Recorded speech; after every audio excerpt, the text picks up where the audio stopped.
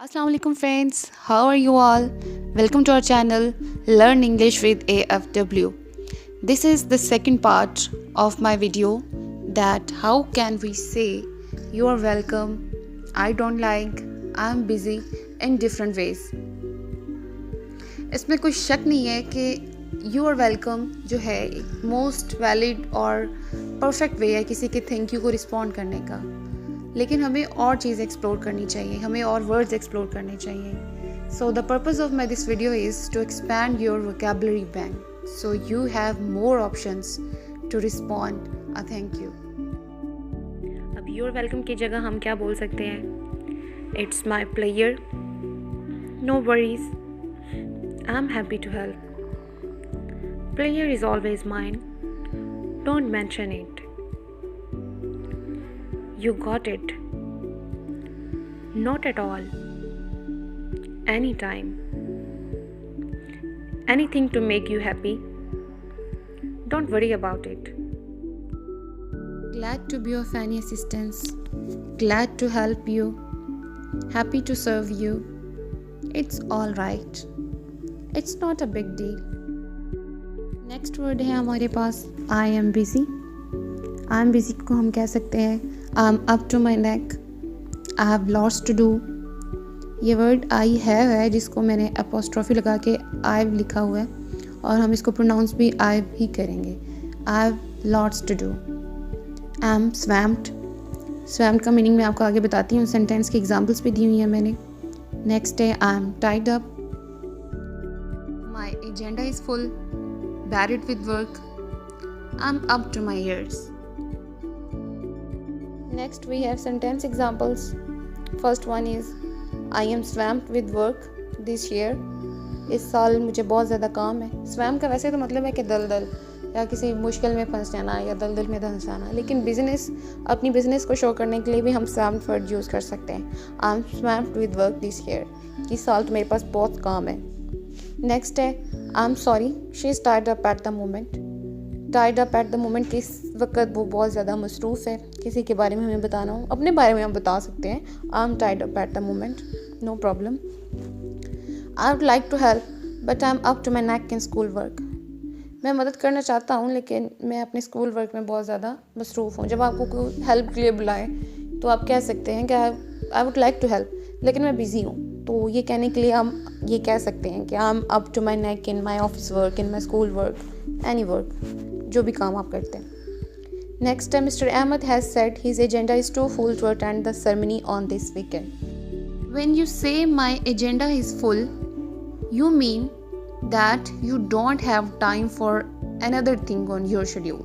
कि आपने एक शेड्यूल सेट किया हुआ है अपने इस पूरे वीकेंड का और उसके लिए किसी और काम के लिए आपके पास टाइम नहीं है. जब आप कोई एक्स्ट्रा वर्क आए तो आप कह सकते हैं sorry my agenda is full. Next is I am buried with work. I can't come today. She is up to her ears in debt. यहाँ पे मैंने debt लिखा है, यहाँ पे आप work लिखेंगे. She is up to her ears in work. She can't come. हम debt की दूसरी सेंस में भी इसको इस्तेमाल कर सकते हैं, लेकिन यहाँ पे मैंने सेंटेंस दूसरी सेंस में बना दी है कि हम दूसरे बंदे की कंडीशन बताने के लिए भी हम ये यूज़ कर सकते हैं. वैसे एक्स्ट्रा इन्फॉर्मेशन है, बता देती हूँ कि she is up to her ears को हम अपनी बिज़नेस के लिए भी इस्तेमाल बता सकते हैं, अपनी बिज़नेस की कंडीशन बताने के लिए भी बता सकते हैं और एक दूसरे बंदे की भी बता सकते हैं कि वो अगर एक चीज़ अगर वो कर्ज़े में है या अगर वो किसी काम में बिज़ी है या वो किसी और कंडीशन में है तो वो किस हद तक है. तो आप ये कह सकते हैं she is up to her ears in डेब्ट, कि वो कर्ज़े में बिल्कुल मतलब वो लदी हुई है कर्ज़े से, उसके ऊपर बहुत सारा कर्ज़ा है और आप अपनी जो आपकी मसरूफियत है उसको बताने के लिए आप कह सकते हैं I am up to my ears, I can't come, I can't do this. सही. नेक्स्ट है I had a lot of other things to do, कि मेरे पास बहुत सारी चीज़ें हैं और करने के लिए तो मैं ये वाला काम नहीं कर सकता या मैं नहीं आ सकता. नेक्स्ट है आई डोंट लाइक को कैसे कहेंगे हम इसको कहेंगे I am not really into, I am not fond of, I am not a big fan of, I am not big on, I am not crazy about, it's not for me, it's not my thing. I am not really into का मतलब है कि हम किसी चीज़ में ज़्यादा interest नहीं ले रहे ना इसमें, और हमें इसकी इतनी फ़िक्र नहीं है कि मुझे नहीं पसंद। It means I am not that interested और I don't really care. I am not really into को हम सेंटेंस में किस तरह इस्तेमाल करेंगे?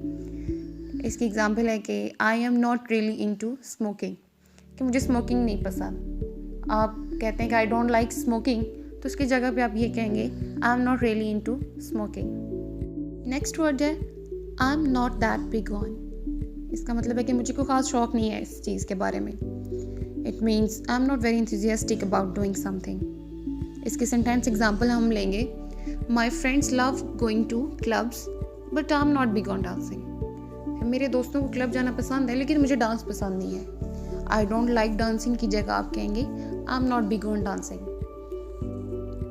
नेक्स्ट एग्जाम्पल है I am not fond of decor changes, कि डेकोरेशन में जो चेंजेस आती हैं मुझे वो ख़ास पसंद नहीं है, कि चेंजिंग करना पसंद नहीं, बस एक डेकोरेशन हो गई है तो ठीक है बस।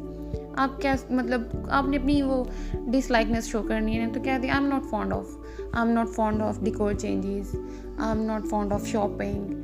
अगर आप लड़की हैं तो आप तो डेफिनेटली बहुत ज़्यादा शौक होगा आप उसको, तो आप क्या कुछ और कह लें।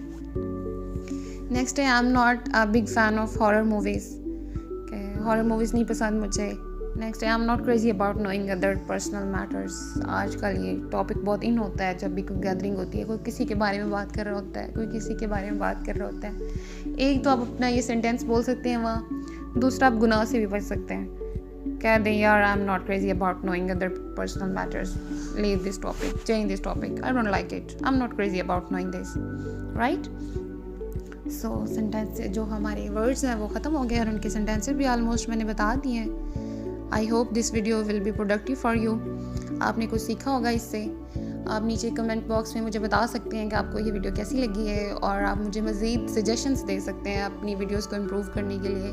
अगर आपको कोई क्यूरीज हैं, कोई क्वेश्चंस हैं तो आप मुझे वो भी बता दें, मैं कोशिश करूँगी कि मैं उनको आंसर करूँ। And thank you so much for your time. अगर आपको मेरी वीडियो